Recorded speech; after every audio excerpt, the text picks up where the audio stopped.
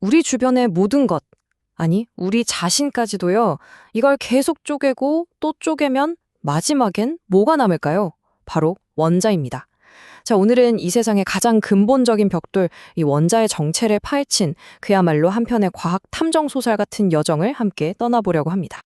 정말 옛날부터 사람들은 궁금해했죠. 도대체 우리는, 이 세상은 뭘로 만들어진 걸까? 하고요. 그리고 그 답을 찾아가는 과정이요. 이게 정말 재밌어요. 마치 단서를 하나씩 모아서 범인을 찾아내는 그런 탐정 이야기 같거든요. 자, 보시면요. 우리의 여정은 고대 그리스에서 시작해서요. 존 돌턴이 처음으로 과학적인 이론을 내놓고 그 다음에 원자 속에 숨어있던 전자가 발견되고 마지막으로 중성자까지 찾아내면서 전체 그림이 완성되죠. 이 핵심적인 순간들을 하나씩 따라가 보겠습니다. 좋습니다. 그럼 첫 번째 단서부터 시작해 볼까요? 모든 것의 시작은 바로 이 아이디어였어요. 원자는 더 이상 쪼갤 수 없는 단단한 공이다. 이게 바로 최초의 과학적인 원자 모델이었습니다. 1808년에 존 돌턴이라는 사람이 나타나서 아주 명확한 규칙들을 제시해요. 예를 들면 모든 물질은 원자로 되어 있다. 같은 원소의 원자는 성질이 다 똑같다. 이런 것들이죠. 바로 이런 규칙들 덕분에 그전까지는 그냥 철학적인 생각에 머물렀던 원자라는 개념이 드디어 실험하고 측정할 수 있는 과학의 세계로 들어오게 된 겁니다. 정말 철학이 과학으로 바뀌는 순간이었죠. 하지만 과학의 진짜 재미는 바로 정말 그럴까? 하고 의심하는 데 있잖아요. 만약에 말이죠. 돌턴이 생각했던 그 완벽하고 단단한 공이 사실은 쪼개질 수 있는 거라면요? 바로 이 질문이 모든 걸 바꿔놓습니다. 자, 드디어 그 단단해 보이기만 했던 원자의 문을 활짝 열어젖힌 결정적인 실험을 만나볼 시간입니다. 주인공은 바로 J.J. 톰슨입니다. 톰슨이 뭘 했냐면 이 음극성관이라고 불리는 거의 진공 상태인 유리관 양쪽에다가 엄청나게 높은 전압을 걸어본 거예요. 과연 무슨 일이 일어날까 하고요. 그랬더니 와, 정말 놀랍게도 음극, 그러니까 마이너스 극에서 플러스 극 쪽으로 아주 밝은 빗줄기가 쫙 뻗어나가는 걸 발견한 거죠. 당시 과학자들은 다들 이 빛의 정체가 도대체 뭐지? 하고 엄청 궁금해했어요. 그리고 진짜 결정적인 순간은 바로 지금부터입니다. 톰슨이 이 빗줄기 주변에 전기장을 딱 걸어줬더니 보세요. 빛이 플러스 극 쪽으로 휘어버리는 거예요.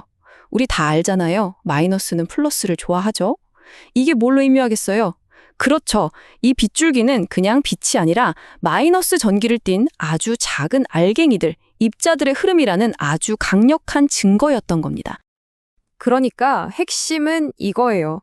톰슨이 원자 안에 원자보다 훨씬 더 작은 마이너스 전기를 띤 입자가 있다는 걸 발견한 겁니다. 그리고 여기에 전자라는 이름을 붙여줬죠. 와, 정말 2000년 동안 원자는 절대 쪼갤 수 없다고 믿어왔는데 그 믿음이 와르르 무너지는 그야말로 역사적인 순간이었어요. 자, 그럼 이제 원자 모델을 완전히 새로 만들어야겠죠? 톰슨은 이런 생각을 했어요.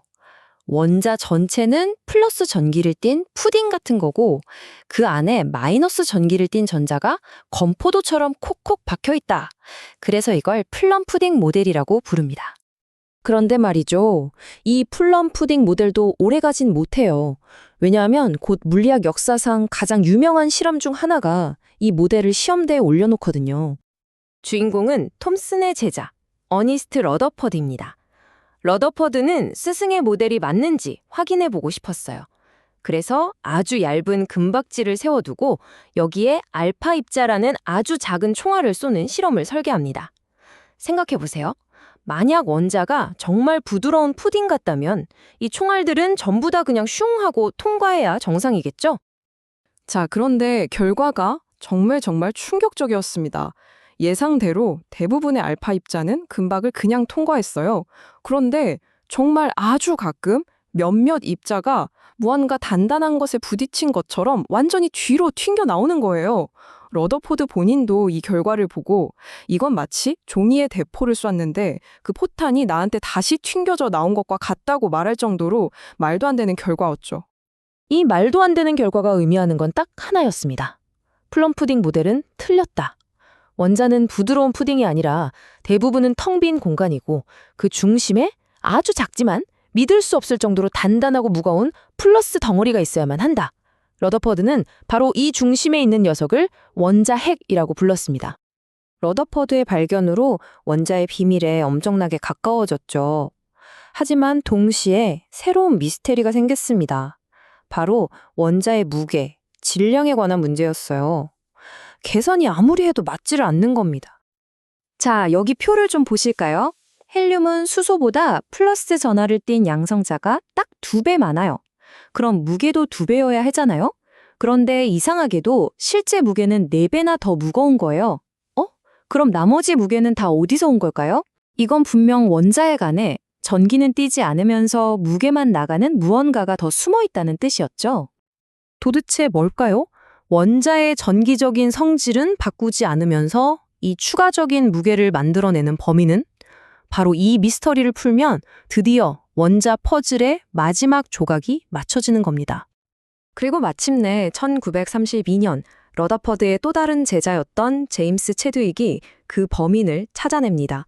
바로 질량은 있지만 전기적으로는 중성인, 입자, 중성자의 존재를 실험으로 딱 증명해낸 거죠.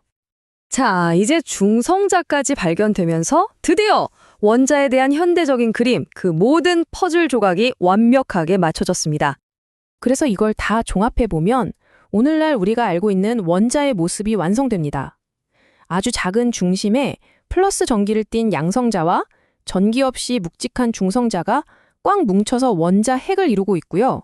그리고 그 주변에 아주 넓고 텅 빈 공간을 깃털처럼 가벼운 전자가 윙윙 돌고 있는 구조인 거죠. 바로 이게 현대적인 원자 모델입니다. 그리고 이 중성자의 발견은요, 동위원소라고 불리는 오랜 수수께끼까지 한 방에 풀어버렸습니다. 이게 뭐냐면 양성자 개수는 똑같아서 분명히 같은 원소인데 중성자 개수가 달라서 무게만 다른 원자들이 있거든요. 바로 여기 보시는 수소랑 중수소처럼요. 이제 왜 그런지 완벽하게 설명이 되죠. 이 전체 발견의 여정을 돌아보면 정말 놀라운 사실을 깨닫게 돼요. 우리가 단단하다고 느끼는 이 모든 것들이 사실은 거의 대부분이 텅 빈 공간이라는 거요. 그리고 그 텅 빈 공간 어딘가에 믿을 수 없을 만큼 작은 점에 모든 질량이 집중되어 있다는 거죠. 이건 정말 세상을 보는 관점 자체를 완전히 뒤바꿔 놓은 발견이었습니다. 자, 이렇게 해서 우리는 원자라는 세상의 지도를 완성했습니다.